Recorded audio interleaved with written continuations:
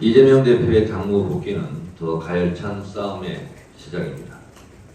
이재명 대표는 당대표 취임 1주년을 맞은 지난 8월 31일 폭정 속에 무너지는 민생과 민주주의를 보며 분노한다며 후쿠시마 오염수 방류 문제, 홍범도 장군 흉상 이전, 해병대원 수사 은폐 의혹, 서울 양평고속도로 특혜 의혹, 방송장악 시도, 오송 지하차도 침수 참사 등을 대표적 사례로 언급했습니다.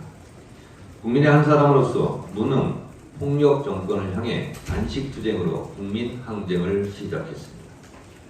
단식 도입 후 세 가지 요구사항. 첫째, 대통령은 민생 파괴, 민주주의 훼손에 대해 국민께 사죄하고 국정 방향을 국민 중심으로 바꾸라.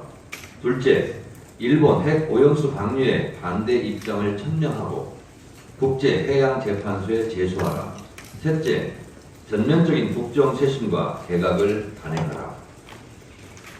이재명 대표가 목숨을 건 단식 투쟁을 한 지 석 달이 지났습니다.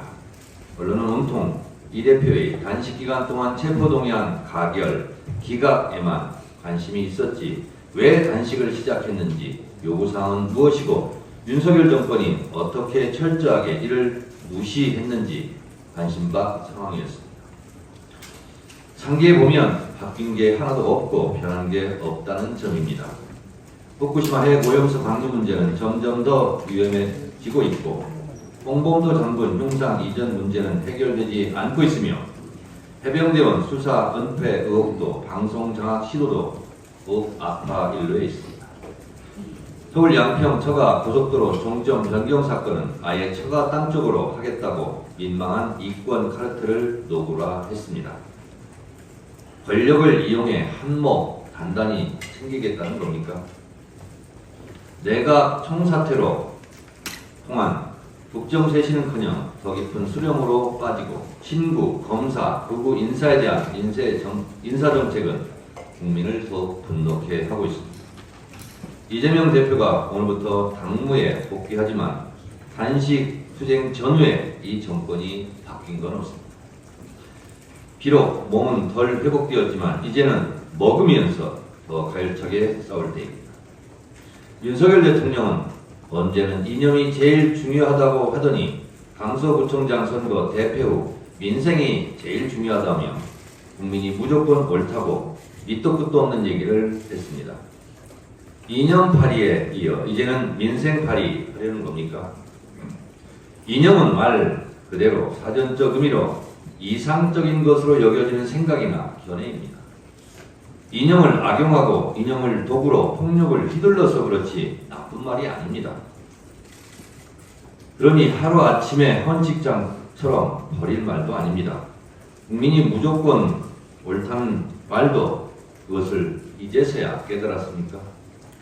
이념과 민생은 무엇을 버리고 취할 선택지가 아닙니다. 윗돌, 아랫돌이 아닙니다. 좋은 생각, 좋은 정책, 좋은 이념으로 국민을 섬기고 민생을 살피면 됩니다. 아는 게 없고 생각이 없으니 냉탕, 온탕을 왔다 갔다 하는 겁니다. 왜? 뭐하러 대통령 됐습니까? 윤석열 대통령은 국민이 오르니 국민의 목소리를 경청하고 야당의 목소리에도 귀 기울이고 야당 대표와도 만나서 진지하게 대화해야 합니다. 괜히 김기현 대표를 내세워 민생회담 제안하는 그런 쇼를 멈춰주시기 바랍니다. 권한도 없는 바지 사장과 의미 없고 효과 없는 시간 낭비를 하는 것보다는 실질적인 윤 대통령과 이재명 대표의 회담이 이루어지길 바랍니다.